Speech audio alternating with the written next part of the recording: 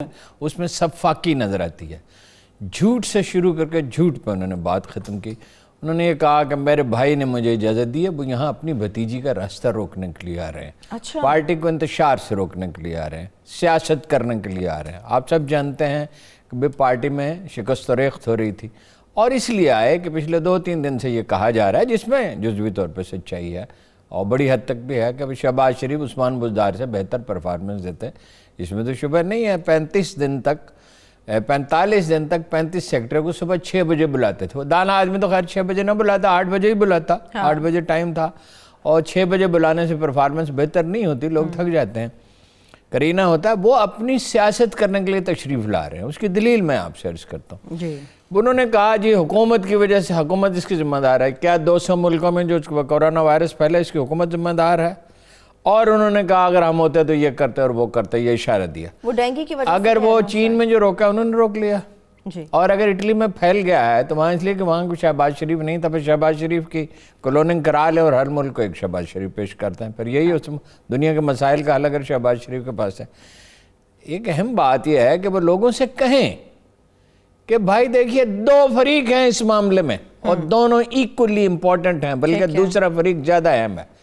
اس میں جو international debate ہو رہی ہے، اس میں جو بہترین نکات سامنے، جہاں اہل فکر ہیں، درد دل رکھنے والے لوگ ہیں، سیریس لوگ ہیں، جو مسائل پہ سنجیدگی سے، گہرائی سے، تعصب کے بغیر غور کرتے ہیں، گھبراہٹ کے بغیر اور اشتعال کے بغیر، وہ کہتے ہیں 2 فریق ہیں معاملے میں، ایک حکومتیں ہیں اور ایک عوام ہیں.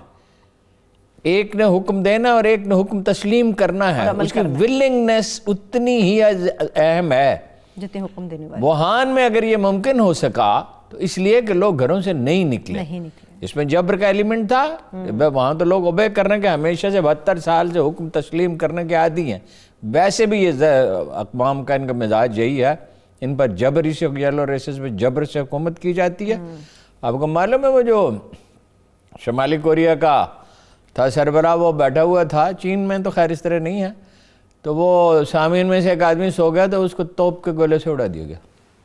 اچھا، جبر کے یہ لوگ عادی ہیں، سوائے مسلم یلو ریسز کے. ملائیشیا میں، یہ انڈونیشیا وغیرہ میں نہیں ہے اس طرح کے جبر، لیکن سختی میں وہ مہاتر بھی کرتے تھے. انہوں نے ایک جگہ سے گزر رہے تھے، انہوں نے دیکھا کہ لان میں کیڑے پڑے ہوئے، انہوں نے آئندہ سے جرمانہ ہوگا.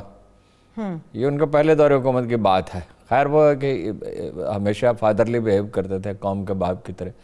یا گھر کے لان میں بھی ہو، اور اگر باہر کپڑے ٹنگے ہوئے نظر آئیں جو نہیں باہر نظر آئیں، کچھ کپڑے ایسے ہوتے ہیں جو باہر نہیں ٹنگنے چاہیے، تو وہ انہوں نے کہا اس پہ جرمانہ ہوگا.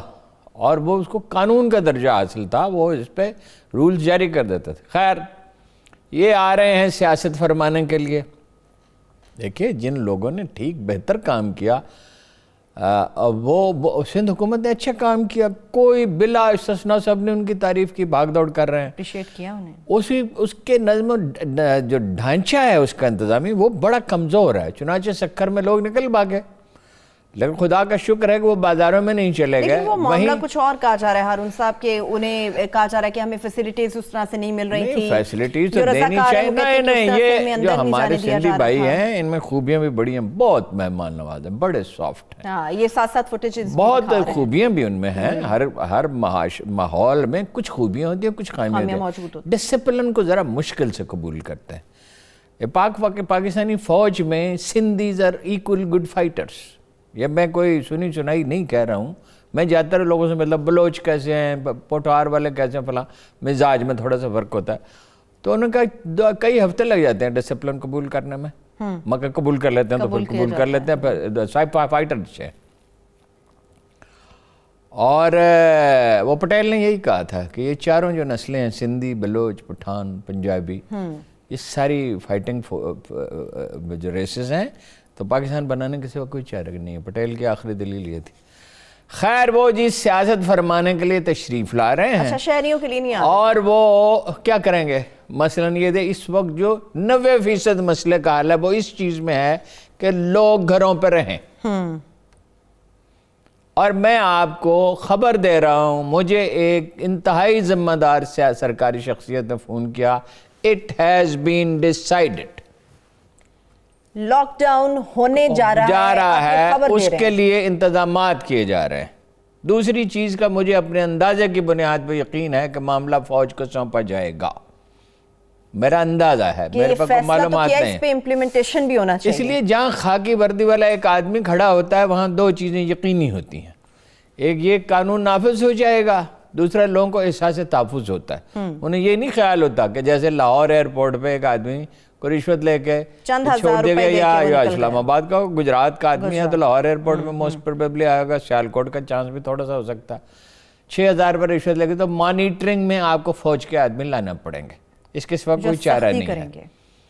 لندن میں ایک میسیج جو ہے وہ سرکولیٹ کر رہا ہے، لندن میں ایک میسیج سرکولیٹ کر رہا ہے، مجھے تو لندن سے بھیجا کسی نے، ممکن ہے یہاں بھی کر رہا ہو۔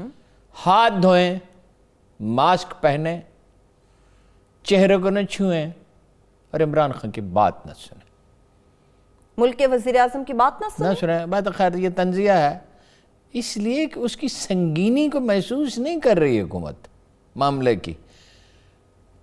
اب جا کے ادراک ہوا ہے، مطلب اب بھی کہہ رہے ہیں کہ بلوچستان کے چیف منسٹر کا کوئی قصور نہیں، وہ بھی کہہ رہے ہیں۔ بلوچستان کے چیف منسٹر نے بات تو ٹھیک کی کہ 90% انحصار تو اس بات پر ہے کہ لوگ اپنی نیک نیتی کا وہ یقین لو، ان کی نیک نیتی پہ کوئی بھی شبہ نہیں کرتا، اچھے آدمی ہیں، نہیں اچھے آدمی ہیں، لیکن یہ ہے کہ وہ جو بنایا وہاں شروع میں تو لوگوں کو اکٹھے رکھا گیا۔ ڈیرہ اسماعیل خان پہنچے عمران خان صاحب، کفتان جاتے پہلے دن جب کس وقت کوئی چارہ نہیں ہے۔ لندن میں ایک میسیج جو ہے وہ سرکولیٹ کر رہا ہے، لندن میں ایک میسیج سرکولیٹ کر رہا ہے، مجھے تو لندن سے بھیجا کسی نے، ممکن ہے یہاں بھی کر رہا ہو۔ ہاتھ دھوئیں، ماسک پہنیں، چہرے کو نہ چھوئیں اور عمران خان کی بات نہ سنیں۔ ملک کے وزیر اعظم کی بات نہ سنیں، بات خیر یہ تنزیہ ہے، اس لیے کہ اس کی سنگینی کو محسوس نہیں کر رہی حکومت معاملے کی۔ اب جا کے ادراک ہوا ہے، مطلب اب بھی کہہ رہے ہیں کہ بلوچستان کے چیف منسٹر کا کوئی قصور نہیں، وہ بھی کہہ رہے ہیں۔ بلوچستان کے چیف منسٹر نے بات تو ٹھیک کی کہ 90% انحصار تو اس بات پر ہے کہ لوگ اپنی نیک نیتی کا وہ یقین لو، ان کی نیک نیتی پہ کوئی بھی شبہ نہیں کرتا، اچھے آدمی ہیں، نہیں اچھے آدمی ہیں، لیکن یہ ہے کہ وہ جو بنایا وہاں شروع میں تو لوگوں کو اکٹھے رکھا گیا۔ ڈیرہ اسماعیل خان پہنچے عمران خان صاحب، کفتان جاتے پہلے دن جب کس وقت کوئی چارہ نہیں ہے۔ لندن میں ایک میسیج جو ہے وہ سرکولیٹ کر رہا ہے، لندن میں ایک میسیج سرکولیٹ کر رہا ہے، مجھے تو لندن سے بھیجا کسی نے، ممکن ہے یہاں بھی کر رہا ہو۔ ہاتھ دھوئیں، ماسک پہنیں، چہرے کو نہ چھوئیں اور عمران خان کی بات نہ سنیں۔ ملک کے وزیر اعظم کی بات نہ سنیں، بات خیر یہ تنزیہ ہے، اس لیے کہ اس کی سنگینی کو محسوس نہیں کر رہی حکومت معاملے کی۔ اب جا کے ادراک ہوا ہے، مطلب اب بھی کہہ رہے ہیں کہ بلوچستان کے چیف منسٹر کا کوئی قصور نہیں، وہ بھی کہہ رہے ہیں۔ بلوچستان کے چیف منسٹر نے بات تو ٹھیک کی کہ 90% انحصار تو اس بات پر ہے کہ لوگ اپنی نیک نیتی کا وہ یقین لو، ان کی نیک نیتی پہ کوئی بھی شبہ نہیں کرتا، اچھے آدمی ہیں، نہیں اچھے آدمی ہیں، لیکن یہ ہے کہ وہ جو بنایا وہاں شروع میں تو لوگوں کو اکٹھے رکھا گیا۔ ڈیرہ اسماعیل خان پہنچے عمران خان صاحب، کفتان جاتے پہلے دن جب کس وقت کوئی چارہ نہیں ہے۔ لندن میں ایک میسیج جو ہے وہ سرکولیٹ کر رہا ہے، لندن میں ایک میسیج سرکولیٹ کر رہا ہے، مجھے تو لندن سے بھیجا کسی نے، ممکن ہے یہاں بھی کر رہا ہو۔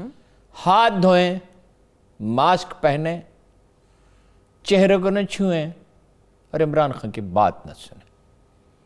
ملک کے وزیر اعظم کی بات نہ سنیں، بات خیر یہ تنزیہ ہے، اس لیے کہ اس کی سنگینی کو محسوس نہیں کر رہی حکومت معاملے کی۔ اب جا کے ادراک ہوا ہے، مطلب اب بھی کہہ رہے ہیں کہ بلوچستان کے چیف منسٹر کا کوئی قصور نہیں، وہ بھی کہہ رہے ہیں۔ بلوچستان کے چیف منسٹر نے بات تو ٹھیک کی کہ 90% انحصار تو اس بات پر ہے کہ لوگ اپنی نیک نیتی کا وہ یقین لو، ان کی نیک نیتی پہ کوئی بھی شبہ نہیں کرتا، اچھے آدمی ہیں، نہیں اچھے آدمی ہیں، لیکن یہ ہے کہ وہ جو بنایا وہاں شروع میں تو لوگوں کو اکٹھے رکھا گیا۔ ڈیرہ اسماعیل خان پہنچے عمران خان صاحب، کفتان جاتے پہلے دن جب اس پورے عرصے میں جس جملے کی سب سے زیادہ ستائش کی گئی ہے وہ ایک ایسے آدمی کو جملہ جو کوئی پاپولر لیڈر نہیں تھا بلاول بھٹو، مگر کوئی شخص ایسا نہیں ہے جس نے دل سے تعریف نہ کی ہو، نہ صرف تعریف کی، دل سے تعریف کی کہ کوئی سیاست نہیں، اور وزیر اعظم لیڈ کریں ہم ان کے ساتھ تعاون کریں گے. ٹھیک ہے. وزیر اعظم نے کوتاہی کی ہے، جتنی مرضی دلیلیں پیش کریں، وہ نہ تفتان گئے، وہ ڈیرہ اسماعیل خان گئے، وہاں بہتری ہوئی. ہاں جی. اور وہ ہمیں یہ سمجھاتے رہے گھبرائیں نہیں. اب تو گھبرا رہے ہیں، اب تو گھبرانے دیں. اور گھبرا وہ خود بھی چکے ہیں، اور قوت فیصلہ ان کی جو ہے متاثر ہو چکی ہے، کمزور پڑ گئی ہے. اور یہ ایک کوئی آپشن ہی نہیں ہے لاک ڈاؤن کیا جائے کہ بعد دوسرے شہر کو. کیا کرنا ہے؟ جتنے بھی آدمی ہیں